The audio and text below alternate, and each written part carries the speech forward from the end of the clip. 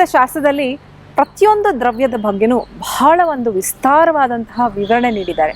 ಹಾಗೆಯೇ ನೀರಿನ ಬಗ್ಗೆನೂ ಕೂಡ ಬಹಳ ಒಂದು ಚೆನ್ನಾಗಿ ವಿವರಣೆಯನ್ನು ಆಚಾರ್ಯ ವಾಗ್ಭಟರು ಹೇಳಿರುವಂಥದ್ದು. ಈ ಬಿಸಿ ನೀರು ತಗೋಬೇಕಾ, ತಣ್ಣೀರು ತಗೋಬೇಕಾ, ಯಾವ್ಯಾವ ಕಾಯಿಲೆಗಳಲ್ಲಿ ಯಾವ ತರಹದ ನೀರನ್ನು ನಾವು ಸೇವನೆ ಮಾಡಬೇಕು, ಈ ಬಿಸಿ ನೀರನ್ನು ಎಷ್ಟು ಸೇವನೆ ಮಾಡಬೇಕು, ಹೇಗೆ ಸೇವನೆ ಮಾಡಬೇಕು, ಈ ಎಲ್ಲ ವಿಷಯಗಳನ್ನು ಬಗ್ಗೆ ಇವತ್ತು ನಾವು ಚರ್ಚೆ ಮಾಡೋಣ. ತಣ್ಣೀರು ಅಂದ ತಕ್ಷಣ ಫ್ರಿಡ್ಜ್ನಲ್ಲಿಟ್ಟಿರುವಂತಹ ನೀರು ಅಥವಾ ರೆಫ್ರಿಜಿರೇಟೆಡ್ ನೀರು ಅಂತಲ್ಲ, ನಾರ್ಮಲ್ ಟೆಂಪ್ರೇಚರಲ್ಲಿರುವಂತಹ ನೀರು ಅಥವಾ ಮಡಿಕೇರಿ ಶೇಖರಣೆ ಮಾಡಿರುವಂತಹ ನೀರು. ಮೊದಲಿಗೆ ಈ ಶೀತಲ ಜಲ ಅಥವಾ ಈ ತಣ್ಣೀರಿನ ಬಗ್ಗೆ ನಾವು ತಿಳ್ಕೊಳ್ಳೋಣ. ಆಚಾರ್ಯರು ಏನು ಹೇಳ್ತಾರೆ, ಏನು ಗುಣಗಳಿದೆ ಈ ಒಂದು ತಣ್ಣೀರಿನ ಬಗ್ಗೆ, ಎಲ್ಲೆಲ್ಲಿ ಸೇವನೆ ಮಾಡಬೇಕು ಅಂತ ನೋಡೋಣ. ಮೊದಲಿಗೆ ಮದಾತ್ಯಾಯ.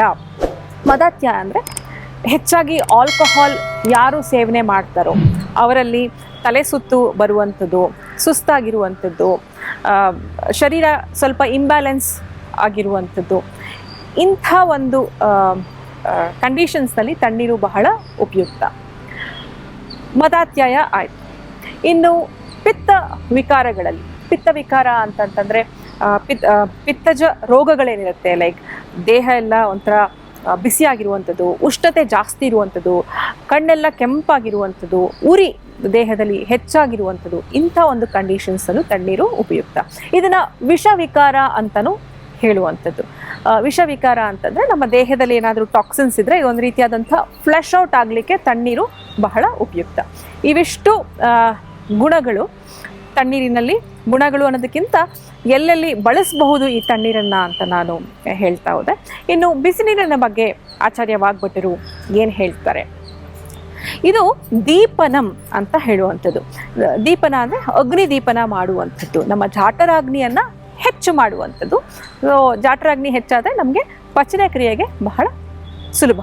ಹಾಗೆಯೇ ಇದನ್ನು ಪಾಚನಂ ಅಂತಲೂ ಕೂಡ ಹೇಳಿದ್ರು. ದೀಪನ ಆದ ತಕ್ಷಣ ಪಾಚನಂ ಅಂತಲೂ ಕೂಡ ಹೇಳುವಂಥದ್ದು. ಇದನ್ನು ಕಂಠ್ಯ ಅಂತ ಹೇಳ್ತಾರೆ. ಕಂಠ್ಯ ಅಂದರೆ ಕಂಠಕ್ಕೆ ಸಂಬಂಧಪಟ್ಟಿರುವಂತಹ ಕೆಲವೊಂದು ಕಾಯಿಲೆಗಳಿರ್ಬೋದು, ರೋಗಗಳಿರ್ಬೋದು, ಅದಕ್ಕೆ ಬಹಳ ಉಪಯುಕ್ತ. ಸೋರ್ ಥ್ರೋಟ್ ಇರುತ್ತೆ ಕೆಲವೊಂದು ಸಲ.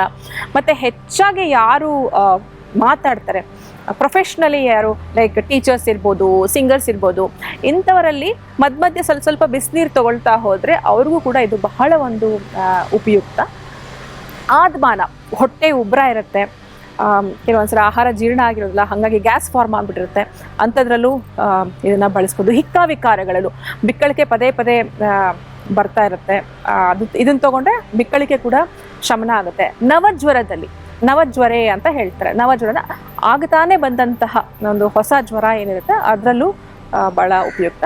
ಮತ್ತು ಇದು ವಾತ ಕಫ ಸಂಬಂಧಿತ ಎಲ್ಲ ರೋಗಗಳಿಗೂ ಉಪಯುಕ್ತ ಆಗುವಂಥದ್ದು. ಮತ್ತು ಇದು ಬಸ್ತಿ ಶೋಧಕ ಅಂತ ಹೇಳ್ತಾರೆ. ಅಂದರೆ ಯೂರಿನ್ ಕರೆಕ್ಟಾಗಿ ಹೋಗದೇ ಇದೆ, ಫ್ಲೋ ಕರೆಕ್ಟಾಗಿ ಆಗದೇ ಇದೆ, ಸ್ವಲ್ಪನೇ ಬಿಟ್ಟು ಹೋಗುವಂತಹ ಸಮಸ್ಯೆಗಳಿದ್ದರೆ ಬಿಸಿನೀರು ಉಪಯುಕ್ತ. ಬಸ್ತಿ ಶೋಧಕ ಅಂತ ಕರೆಯುವಂಥದ್ದು.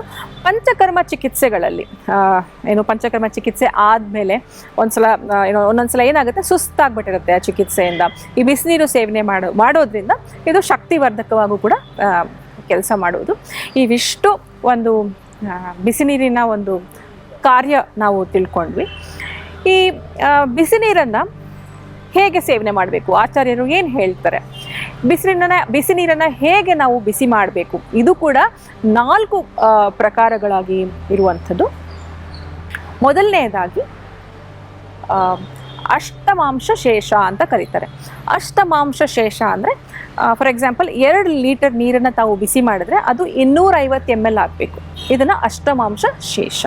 ಮತ್ತೊಂದು ಚತುರ್ಥಾಂಶ ಶೇಷ, 2 ಲೀಟರ್ ನೀರನ್ನು 500 ml ಆಗುವಷ್ಟು ನೀವು ಬಿಸಿ ಮಾಡ್ತಾ ಹೋಗುವಂಥದ್ದು. ಮೂರನೇದು ಅರ್ಧಾಂಶ ಶೇಷ ಅಂದರೆ ಇದನ್ನು ಅರ್ಧ ಭಾಗ ಆಗುವಷ್ಟು ಬಿಸಿ ಮಾಡುವಂಥದ್ದು. 4ನೇದು ಬಂದು ಬಿಸಿ ಆಗುವವರೆಗೂ ಮಾತ್ರ ಈ ನೀರನ್ನು ಉಪಯೋಗ ಮಾಡುವಂಥದ್ದು, ಬಿಸಿ ಮಾಡಿ ನಂತರ ಸೇವನೆ ಮಾಡುವಂಥದ್ದು. ಈ 4 ಪ್ರಕಾರಗಳಲ್ಲಿ ಮೊದಲನೇದ ನಾನು ಹೇಳಿದ್ನಲ್ಲ ಅಷ್ಟಮಾಂಶ ಶೇಷ, ಇದು ಬಹಳ ಶ್ರೇಷ್ಠ ಅಂತ ಹೇಳುವಂಥದ್ದು. ಇದನ್ನು ಸೇವನೆ ಮಾಡಿದ್ರೆ ನಮಗೆ ಭಾಳ ಒಂದು ಎಫೆಕ್ಟಿವ್ ಆಗಿ ತುಂಬ ಒಂದು ಪ್ರಯೋಜನಕಾರಿಯಾಗಿರುವಂಥದ್ದು. ಬಟ್ ನಮಗೆ ಎಲ್ಲರಿಗೂ ಅಷ್ಟು ಟೈಮ್ ಇರಲ್ಲ, ಇಷ್ಟು ಬಿಸಿ ಮಾಡಿ 2 ಲೀಟರ್ನ 250 ml ಮಾಡುವಷ್ಟು ಸಮಯ ನಮ್ಗೆಲ್ಲರಿಗೂ ಇರೋದಿಲ್ಲ. ಹಾಗಾಗಿ ಬಿಸಿ ಮಾಡಿ ಸೇವನೆ ಮಾಡಿದ್ರೆ ಅಷ್ಟೇ ಸಾಕಾಗುತ್ತೆ. ಇದನ್ನು ತಾವು ನೆನಪಿನಲ್ಲಿ ಇಟ್ಕೋಬೇಕು. ಹಾಗೆಯೇ ಸಾಕಷ್ಟು ಜನ ಏನು ಮಾಡ್ತಾ ಇದ್ದಾರೆ, ಈ ಬಿಸಿ ನೀರಿನ ಜೊತೆ ಜೇನುತುಪ್ಪವನ್ನು ಬೆರೆಸ್ತಾರೆ. ಹೀಗೆ ಖಂಡಿತ ಮಾಡಬಾರ್ದು. ಆಯುರ್ವೇದದಲ್ಲಿ ಇದನ್ನು ವಿರುದ್ಧ ಆಹಾರ ಅಂತ ಕರೀತಾರೆ. ಎರಡನ್ನೂ ಮಿಕ್ಸ್ ಮಾಡಿದ್ರೆ ಆಮ ಪ್ರೊಡ್ಯೂಸ್ ಆಗುತ್ತೆ ದೇಹದಲ್ಲಿ. ಆಮ ಪ್ರೊಡ್ಯೂಸ್ ಆದರೆ ಸಾಕಷ್ಟು ಕಾಯಿಲೆಗಳಿಗೆ ಕಾರಣ ಆಗುತ್ತೆ. ಹಾಗಾಗಿ ಜೇನುತುಪ್ಪವನ್ನು ಬಿಸಿ ನೀರು ಜೊತೆ ಬದಲು ನಾರ್ಮಲ್ ಟೆಂಪ್ರೇಚರ್ ಇರುವಂತಹ ನೀರಿನಲ್ಲಿ ಬಿಸಿ ಮಾಡಿ ನಾರ್ಮಲ್ ಆದಂಥ ಟೆಂಪ್ರೇಚರ್ ಬಂದಂತಹ ನೀರಿನಲ್ಲಿ ಕಲಸಿ ಸೇವನೆ ಮಾಡುವಂಥದ್ದು. ಇನ್ನು ಈ ಬಿಸಿ ನೀರನ್ನು ಎಷ್ಟೊತ್ತಿಗೆ ಸೇವನೆ ಮಾಡಬೇಕು? ಆದಷ್ಟು ಬೇಗ ಸೇವನೆ ಮಾಡಿದ್ರೆ ಒಳಿತು. ಸರಿ ಸುಮಾರು 12 to 24 hours ಒಳಗಡೆ ಸೇವನೆ ಮಾಡುವಂಥದ್ದು ಬಿಸಿ ನೀರನ್ನು. ಇನ್ನು ನೀರನ್ನು ಬಿಸಿ ಮಾಡುವ ಸಮಯದಲ್ಲಿ ನೀವು ಬೇರೆ ಬೇರೆ ದ್ರವ್ಯಗಳನ್ನು ಸೇರಿಸಿ ಬಿಸಿ ಮಾಡಿದ್ರೆ ಇದು ಔಷಧೀಯವಾಗಿ ಕನ್ವರ್ಟ್ ಆಗುತ್ತೆ.